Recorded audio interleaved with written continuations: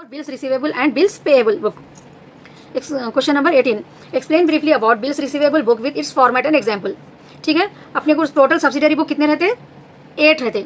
ठीक है, 8 में से अपन देख लिए कि purchase book, purchase return book, sales book, sales return book. 4 books अपन डिस्कस करें अभी तक. Now this is the 5th and 6th. Bills receivable 5th, bills payable 6th. It's clear. It is a subsidiary book है. Bills receivable, bills payable book भी. It is a type of subsidiary book है. Explain briefly about bills receivable book with its format and example. Now we'll see what is bills receivable. Bills receivable book record all the details of the bills which are to be received on sale. ये क्या रहता बोले तो जब अपन cell करते हैं ना, credit sale already we know that sales book में अपन लिख रहे. फिर ये बिल्स रिसीवेबल बुक में क्या रहता बोले तो बिल्स ऑफ एक्सचेंज बोल के रहता.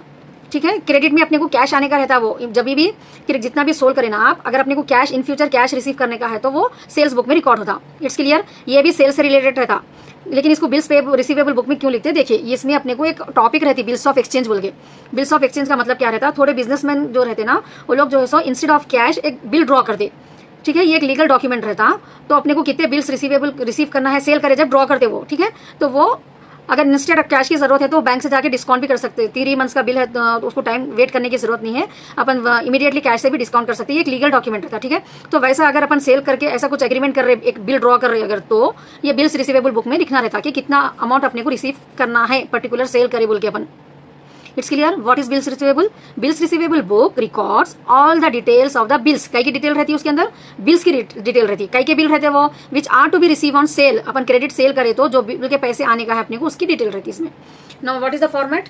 Date, particulars, term, due date, LF, amount, remarks. ठीक है, इसके अंदर 1 2 3 4 5 6 7 कॉलम्स रहते. टर्म बोले तो कितने मंथ, ड्यू डेट वो महीने के बाद कौन सी डेट को पैसे आना है अपने को, यहाँ पर जो है सो अमाउंट लिखने का रहता है. ये रिमार्क्स वो लोग ओरिजिनल उसमें बुक में लिखते हो लोग. ठीक है, ये ड्रॉ करना है आपको proforma. From explain from the particulars given below. Prepare bills receivable book. 2016 अगस्त 14 को Drew A bill on Ram and company. Ram and company को अपन गुड्स सोल्ड करे, कुछ उनके पास से पैसे आना है. 3 मंथ्स का टाइम लियो उन्होंने. ठीक है, 1000 रुपीज अमाउंट है.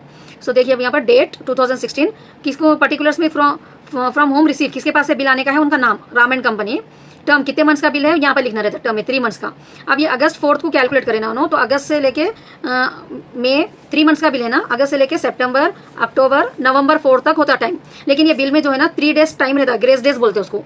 तो वो 3 डेज ऐड करके लेना कभी भी डेट में. नवंबर 7 ड्यू डेट होती, अमाउंट देना. 9 अगस्त 8 को Raghav and son gave their acceptance of bill. 2000 का एक बिल आने का है और एक अपने को 4 मंथ्स. अगस्त 8 डेट है, राघव एंड सन्स से 4 मंथ्स. अब 4 मंथ्स कैलकुलेट करो आप. अगस्त से सितंबर, अक्टूबर, नवंबर, दिसंबर हो जाता. 8 है, 8 में 3 ऐड करो, ग्रेस डेज बोलते हैं उसको. 3 डेज ऐड करना उसमें. दिसंबर 11 2000 आना है. Now August 10 bills of ₹3000 drawn on Amar for 2 months का बिल है ये. ठीक है, अगस्त 10 अमर का नाम लिख दिया. 2 मंथ्स. 2 मंथ्स बोले तो अगस्त के बाद सितंबर, अक्टूबर. 10 डेट है यहाँ पर.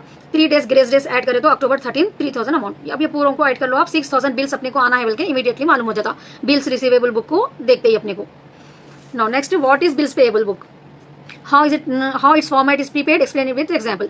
बिल्स पेएबल बुक बोले तो यहाँ पर अपन पे करना है. अगर अपन परचेस करे समझो किसी कन से, अपन पे करना है. बिल्स रिसीवेबल में अपन सेल करे थे, अपने को आने का था पैसे वो.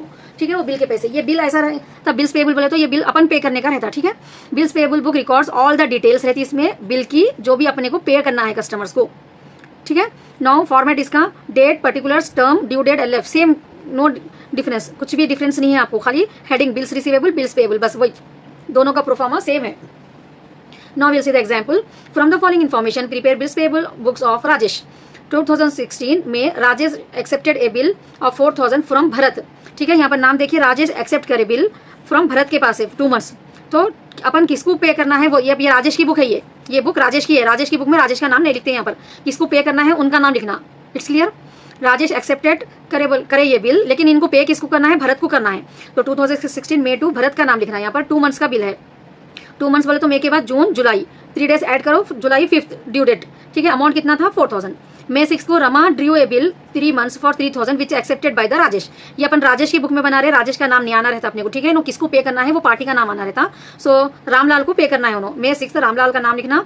3 मंथ्स का बिल है. मई से 3 मंथ्स काउंट करो. मई के बाद जून, जुलाई, अगस्त. 6 है, सो उसमें 3 डेज डेट में ऐड करो 9. सो अगस्त 9 आपकी ड्यू डेट होती. 3000 अमाउंट है. Now do the total of this 2 items. 4000, 3000, 7000. It's